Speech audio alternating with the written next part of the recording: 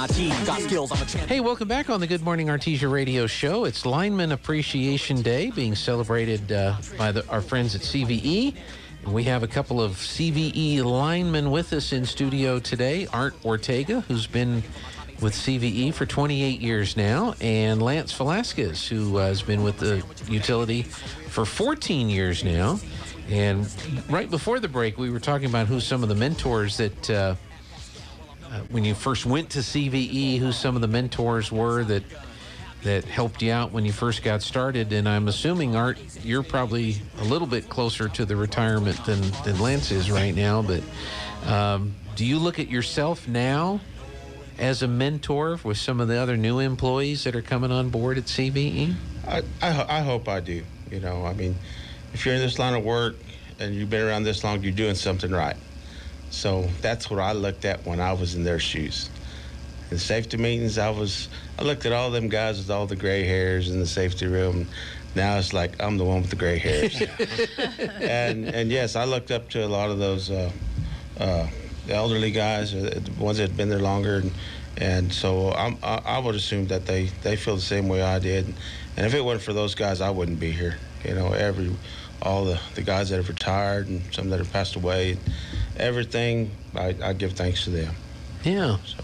Well, let me ask you guys this, because you're out in the country, you're out there, you know, dead of night sometimes during the regular day, just doing regular maintenance and things like that. What are some of the more unusual experiences that you've come across? I know you talked about the squirrels and the and the dogs and stuff. I remember one with you two, and it's been several years ago. So we have a safe haven program where we want people to feel safe to approach our vehicles if they need help, if they're don't have a cell phone and they're lost or anything like that. But you guys came upon a young girl walking down the street by herself, didn't you?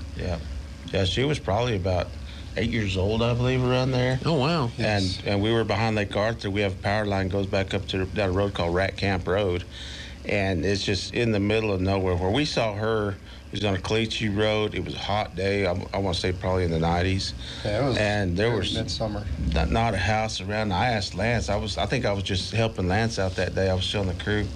And there was 3 ranch houses there.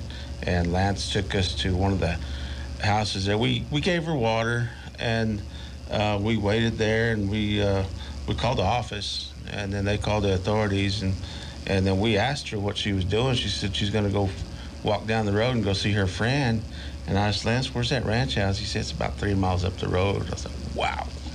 And she was getting pretty dehydrated. She was just red-faced and burnt.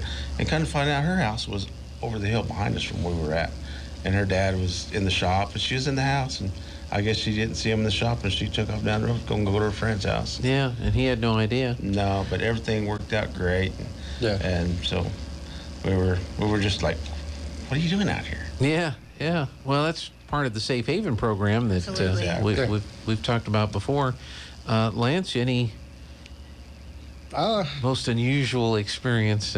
Most unusual? You know, you got a lot, man. I'm talking about while you're out working for CVE. The first, it's not unusual because it happens more often than not, but the first time I got chased by pit bulls was not very fun. When I first started on the service truck, I rode with a guy named Rusty McKee, and this was when we were still reading meters, and I hopped the fence, took off walking to go read the meter, and got I don't know, maybe 3/4 of the way to that meter, and 2 pit bulls came running around the trailer house, and I ran as fast as I could, and I jumped over the fence, and he was like, I didn't realize you were that fast. So I was like, well, when they're chasing you down, yeah. But neither did you. Yeah, that's kind of a scary experience. Exciting ones. Really unusual. Nothing too out of the ordinary. I had more unusual stories when I worked at Terry's. Would you guys carry like when you got a dog coming after you like that? Is there any kind of a spray, like mace type spray or something that will? The old guys, they used to, but Well, you don't want to do anything to the dog. They frowned upon that stuff now. No, I understand that. But I was thinking it was the original Batman movie. Oh, yeah. When the guy's in the helicopter and Batman's on the ladder and the shark is trying to eat him, and he said, "Hand me the bat shark repellent," which they actually happen to have in the helicopter there. So I didn't know if you guys have any special tricks, any treats. I carry around some beef jerky every once in a while. I'll throw out there and be like, I bet with another troubleshooter, or that's what he would do. He would have dog treats and give them to him. But there's just sometimes you just, if you got to go knock on the customer's door, you just honk the horn. Yeah. And hopefully somebody comes, and not, you just don't take that chance with them. Yeah. We'll try to team up. One of us will watch the dogs, the other one go to the door, stuff like that. It's the little dogs you got to watch out for. No joke. That's fantastic. Goliath was probably, the snowstorm we had. That was probably. I thought that was a pit bull. Oh, yeah. No, that's probably the worst. Yeah. Thing that's happened since I've been at the co-op. But we were pulling people out of ditches on the highway. That's just part of the safe haven stuff too. Yeah. 24 inches of snow in 24 hours. That was a lot of snow. Taking care of our calls, still trying to help customers out with stuff, but yeah. Yeah. Well, knock on wood, our CVE power never went down in that snowstorm, and we couldn't get to the site until snow melted. Yeah. And that's why we do a lot of the maintenance stuff, so when things like that do come through, it's, hopefully we're okay on a lot of stuff. Yeah. Yeah. Well, that is fantastic. Well, is there anything else you'd like to add, or anything you'd like to mention? Yeah, I'd like to mention a little bit more about the co-op and how much it's changed in the last 28 years since I've been there. When I first started, we only had one bucket truck, and everything was done off of hooks, and bucket truck was just for hot work and hot work only. And no matter if you built 2 miles of line, 3 miles of line, it was all done in hooks. Yeah, there was a process to this. You had to dig the holes, you had to frame the poles, you had to string the wire, then you had to climb up the poles and lay the wire on it, and then come back down, go do another one, and another one. Then you pull it up to tension, and then you pull it up to sag. Then you got to go back down every one of them poles and clip it all back in. And now, we've probably got, I want to say, about 6 to 8 bucket trucks at the yard, and that makes it pretty nice on us. And there's some poles out there nobody should be climbing, and sometimes we do. Lance does most of the climbing on the truck. He takes care of me. He's one of those guys that did watch. I was there. I took care of the elders, and that's time for some of these guys to do the same for some of us. Let us get to our retirement and enjoy the rest of our life. No, that's fantastic. But, just the changes at the co-op's pretty awesome. It's grown so much people. It's gotten bigger. And I've met a lot of good people here. I've known Lance for a while because he's played football with my nephew Gus, and I've known him. But Raelynn, I just met her at the co-op, and a lot of good people down there. And it's my advice to the public is, if you're ever looking for a good trade and a good job, go to CVE, put your app in, and make something out of it. Because it'll dang sure take care of you. That is fantastic. I know, Lance, you've been there 14 years, not quite as long as Art, but in your 14 years, have you seen a lot of changes, technological advances and stuff like that? Yes. So when I first started, we were talking earlier, we were read meters by hand and stuff, and now all that stuff's remote, with radios. So that's been kind of a learning curve, even for us younger guys. And then we have a new system called the outage management system, and basically what it does, it'll, when a meter kicks off, it'll alert Jessica, who is our dispatch primarily during the day. She'll put in that outage, and it'll go into that outage system. All we have to do is click on the outage, and it'll give you everything: the customer, the meter number, where they're located, and then it'll give you the driving directions to it. So before, we had this big, huge, heavy black book that we have to flip through and be like, oh, okay, I know where that, I kind of know where this is roughly, and then drive around for a little bit till you figured out what meter. Yeah. But now it's, it just cut outages down a lot quicker, and it's a lot better for us and the customer. Yeah. Yeah.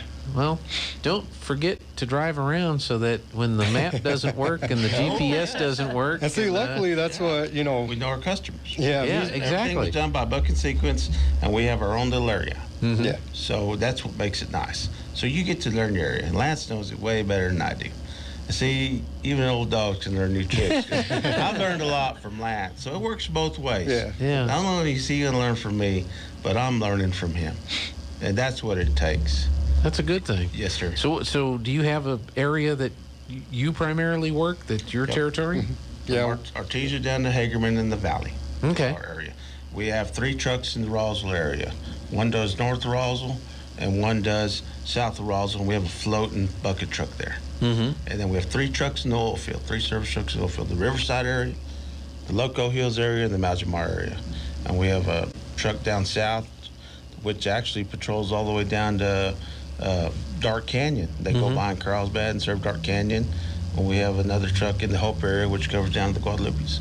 So we cover a pretty good area. So we're more than just a lineman for one county. We're a lineman for several counties. So we're around there. Yeah, and when we're on call, that valley area extends from Hagerman to south all the way out to past Hope. That's where we get in trouble. Yeah, the weekends, just one truck trying to cover that big area. So if you're going to have a power outage, folks, don't have it on Saturday or Sunday. Have it at 1 o'clock on a Monday. Yeah, exactly.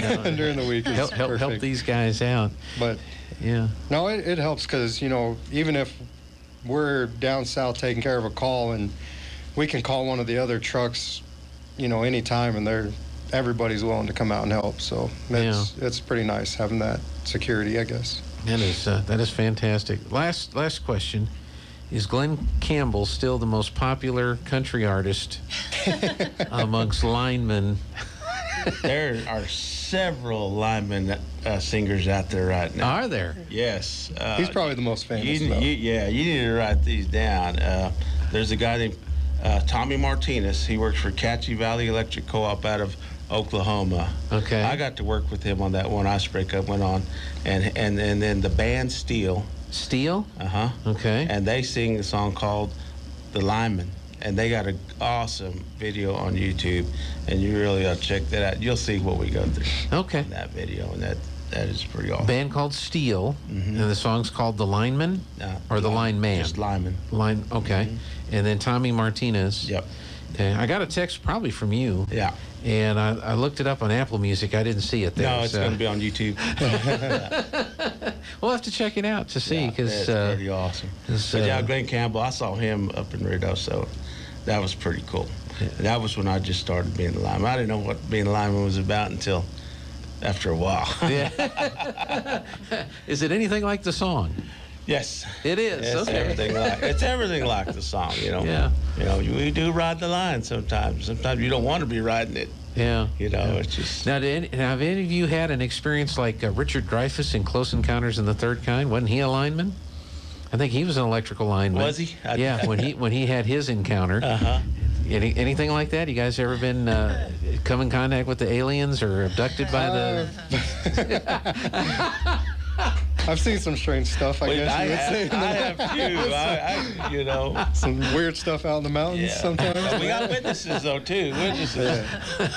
But you're not going to talk about that now because you like your jobs and you don't want to get that tag, Yeah. Stay away from Lance. He believes in them aliens, Raelynn, have them go see HR. They get back to the yard.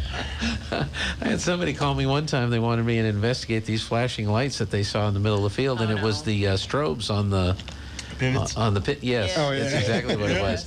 Which, if you don't know anything about that, Right. it's going to look a little surprising. And they move. Yes, they do. They do slowly, but they do move. Yeah, they kind of stay at one elevation, but yeah, they do kind of move. So I could see if you weren't familiar with that, that would be. I got the friends in Hereford, and they're those contractors. They have these old transmission breakers in their yard, and they actually lit it up with Christmas lights. It's just for show. It's an old retired breaker, and they lit up Christmas lights. And the lady called the sheriff's department and said there's a UFO down the road. The sheriff actually went down to his house and saw what it was. Yeah. And so she thought it was a UFO, and it was just an old 69 breaker all lit up. Got the bushing insulators on it and stuff like that. Wow, pretty cool. So. Well, you've probably seen the mailbox down on Roselawn. That's my brother Paul. That's your brother. Okay. That's my brother Paul. He works for KV Power, and so do all his kids. And I tell you what, when you do stuff like that, you got the fire in you. Yeah. You're a lineman. You go to bed, you take it home, but I mean it can get pretty. You don't want to go too overboard and forget about the family, but it's hard to forget about the family when they're all involved with you. Yeah. And those guys, I mean, I've worked 6 storms in my 28 years. They worked 6 storms in 1 year. Wow. They've been down to Louisiana, Florida, Long Island, Oklahoma, everywhere. I kind of get jealous a little bit, but not really. Not really. You're home here. Yeah, but that's my little brother Paul. He's a pretty awesome guy. Well, I've been really impressed with that every time I drive by that. Now, does he have it to where it'll sparklate? He probably could if he wanted to. He could. That guy's a jack of all trades. He's awesome. Yeah. Well, that's an impressive thing to see. I'm sure you want one when you retire, right? I want one now. Well, hopefully he'll get the message. Very good. Well, Lance Velasquez, thank you so much for your time today. We appreciate everything you guys do. Art Ortega, thank you so much for coming in. Enjoyed having you on the radio with us. Was there anything else we needed to touch on today, Raelynn? I just wanted to just make sure people know that, hey, when you see these linemen out, just make sure you tell them thank you, because they're out there all hours of the night, on the weekends, away from their family, in the rain, in the snow, in the wind, trying to get people's power back on. And it takes a real dedication to want to do this type of work, and these guys definitely have it. But so we just, today and every day, we want to thank the linemen, and not just the linemen at CVE, but the linemen at Dean's Inc. and the linemen at ARC Powerline. Those are some local contract companies around here, and Excel, and just all over the country, and really all over the world. I mean, it's a pretty important job that these guys do, and they do it well. Well, thank you. I appreciate you coming in. Appreciate Art, Lance, and everybody else at CVE, and like you said, Raelynn, everybody doing this job all over to make sure we've got power, because after all, how are we going to charge our cell phone? Right. That's got to work, and I got to have juice to charge the phone. So excellent. Thanks a lot, guys. Thank you. You have a wonderful rest of the week. Yes, Lance. I got to shout out my sister, Raelynn Velasquez, or she'll have a cow. She'll be mad at me.